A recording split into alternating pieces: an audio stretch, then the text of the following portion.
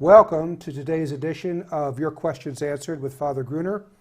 This is a program, a daily program here on Mondays through Fridays where we take your questions and answer them. Father Gruner answers them.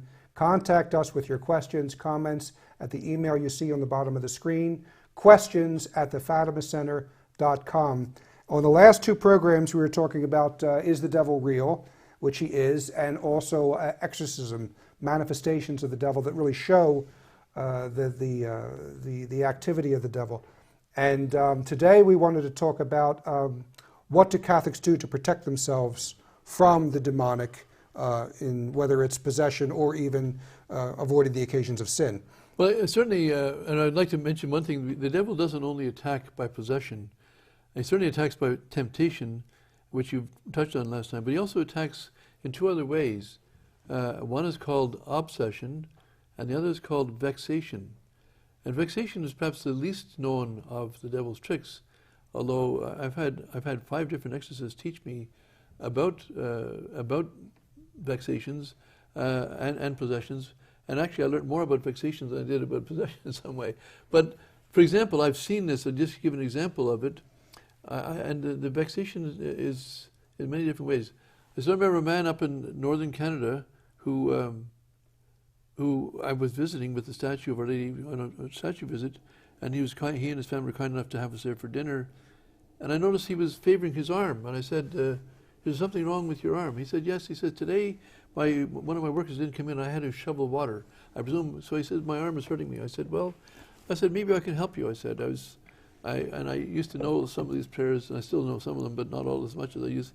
I knew them by heart, so I just said, "Well, just wait a moment," I said. And I was about 10 feet away from him at the other one end of the table. He was at the other end of the table. And so he just waited there, and I said these prayers in Latin and these orders as well. More importantly, the orders I was giving. I was telling the devil to stop bothering his arm. So I said at the end of it, I said, "How's your arm feel?" He says, "It's fine." So what happened? He did not know what I was doing. He knew I was saying some sort of prayer or something, but he did not know what I was saying. I didn't say it loud enough for anyone to hear me but myself, and yet his arm was better. Well, you can say that's just a coincidence. Well, I can tell you another story of a girl. She was the nurse, the assistant to the dentist, and she was freezing. How do I know she was freezing? She had a big heavy sweater on. It was February, and it was cold outside, but inside, the dentist had his sleeves rolled up like this. He was quite comfortable. I was quite comfortable. I was not cold at all. But she was obviously cold. I said, "Are you cold?" She said, "Yes." I said, "Well, maybe I can help you." He had his drill. The dentist had his drill. So I said, "Just wait a minute." So I did the same thing. I ordered the devil to stop making her feel cold. But I did it again without explaining. And at the end of 30 seconds, I said, How do you feel now? She said, "I feel fine," she says, "but my feet are cold." I said, "I'll fix those later." I said. So 45 minutes later, her feet were still cold. I gave a second order to stop the feet from being cold. She was fine. Again, she didn't know what I was doing. But it wasn't possession. The devil was vexing her and causing her, one was a muscular distress, and the other was a feeling of cold that was not natural. Okay, and so how did I know? How did I suspect that? Well, St. Alphonsus tells us there's 3 things. God can intervene directly, which is miraculously, but God is not a showman. He doesn't put on shows. So if there's not the elements for miraculous there, it's not God. Then it's either nature or the devil. Now, if everyone was cold in that room, it's because the room was cold. It's nature, yes. But if 2 of us are feeling quite comfortable but she was feeling cold, obviously, then the suspicion is there that it was because the devil was doing that. So what did I do? I said, well, the worst I can do is say a prayer or give an order to the devil, and he's not doing it. But in this case, in both times, he obeyed.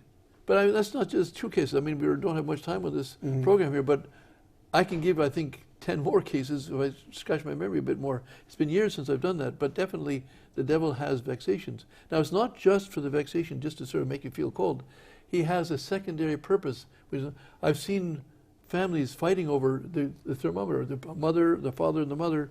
And so it's a cause of discord. It's cause of discord. Yeah. And that's one of the titles of the devil. Causa discordiae. That's what the church addresses him in the exorcism. One of his many titles the church gives him. Cause of discord. This is a way of causing discord.